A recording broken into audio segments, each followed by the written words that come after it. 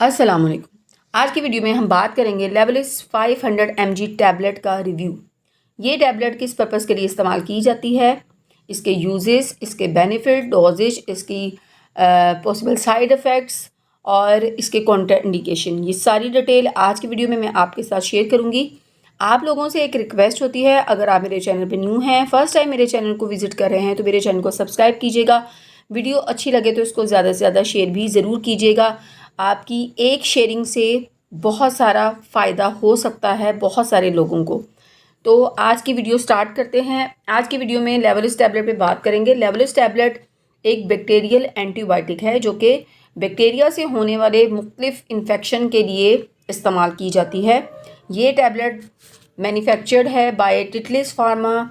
अगर इसकी drug strength की बात कर ली जाए तो 500 mg है और ये टैबलेट सूरत में आपको मिलती है। पैक साइज़ की बात कर ली जाए तो 1 पैक के अंदर 10 टैबलेट्स आपको मिल जाती हैं। अगर प्राइस की बात कर ली जाए तो 220 से 250 की रेंज में इसकी प्राइस है। बहुत ज़्यादा इफ़ेक्टिव ये टैबलेट्स हैं। अगर इन्फेक्शन की बात करी जाए कि किन किन इन्फेक्शन में इसका इस्तेमाल करवाया जाता है, bronchitis that is inflammation of lungs, उसमें इसका इस्तेमाल करवाया जाता है। दूसरे नंबर पर UTI यूरिनरी ट्रैक इन्फेक्शन में इसका इस्तेमाल करवाया जाता है। रिस्पिरेटरी ट्रैक में इन्फेक्शन है जिससे कि निमोनिया के लिए इसका इस्तेमाल बहुत ज़्यादा करवाया जाता है। उसके अलावा स्किन और जो सॉफ्ट टिश्यूज़ हैं अगर वो बैक्टीरियल इन्फेक्शन से अफेक्ट हो गए हैं तो उसमें इसका इस्तेमाल करवाया जाता है। नोज, थ्रोट, स्किन, इन सब के इन्फेक्शन के लिए which is cause by bacteria, उनके लिए इसका इस्तेमाल करवाया जाता है। प्रोस्टेट इन्फेक्शन में इसका इस्तेमाल करवाया जाता है। पिंक आई इन्फेक्शन में इसका इस्तेमाल करवाया जाता है और इसका इस्तेमाल करवाया जाता है पेल्विक इन्फ्लेमेटरी डिजीज़, उसमें भी इसका इस्तेमाल करवाया जाता है। अब बात कर ली जाए इसकी डोजेज की तो अगर हम इसकी डोजेज की बात कर लें तो जो डोजेज है इसकी जो इसके अंदर दवाई इस्तेमाल की गई है डेट इज़ लीवोफ्लॉक्सिन, और द डोजेज ऑफ लीवोफ्लॉक्सिन जो है वो बेस करती है पेशेंट की एज, उसकी मेडिकल कंडीशन, उसकी जनरल हेल्थ और रिस्पॉन्स टू द ट्रीटमेंट।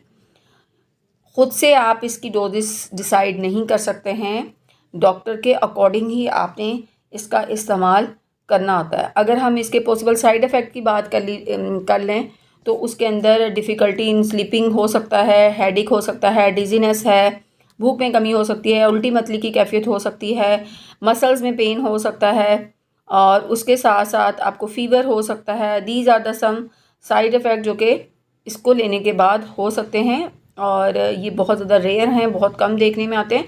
अगर इनमें से कोई साइड इफ़ेक्ट सीवियर हो जाता है तो आपने इसका इस्तेमाल रोक देना है और डॉक्टर से सलाह लेनी है। अगर बात कर ली जाए कि क्या प्रेग्नेंट और लैक्टेटिंग मदर्स इसका इस्तेमाल कर सकती हैं, तो बिल्कुल नहीं, प्रेग्नेंट और लैक्टेटिंग मदर इसका इस्तेमाल नहीं कर सकती हैं, इसको अवॉइड करना है।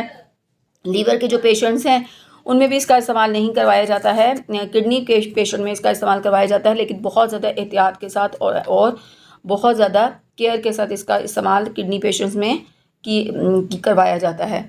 अब अगर बात कर ली जाए कि आपने इसको किस तरीके से लेना है, जैसे कि मैंने आपके साथ शेयर किया कि इसकी डोजेज डिपेंड करती है पेशेंट की एज, उसकी मेडिकल कंडीशन और जनरल हेल्थ पे।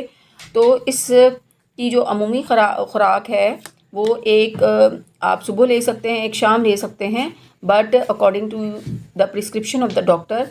और इसको आप विद या विदाउट फूड आप ले सकते हैं या जैसे आपका डॉक्टर आपको एडवाइस करता है आप उसके अकॉर्डिंग इसको ले सकते हैं। उम्मीद है कि आज की वीडियो आपको अच्छी लगी होगी। अगर इस वीडियो से रिलेटेड, इस टैबलेट से रिलेटेड आपका कोई क्वेश्चन है तो आप कमेंट सेक्शन में मुझसे पूछ सकते हैं। अपना बहुत सारा ख्याल रखिएगा। अल्लाह हाफ़िज़।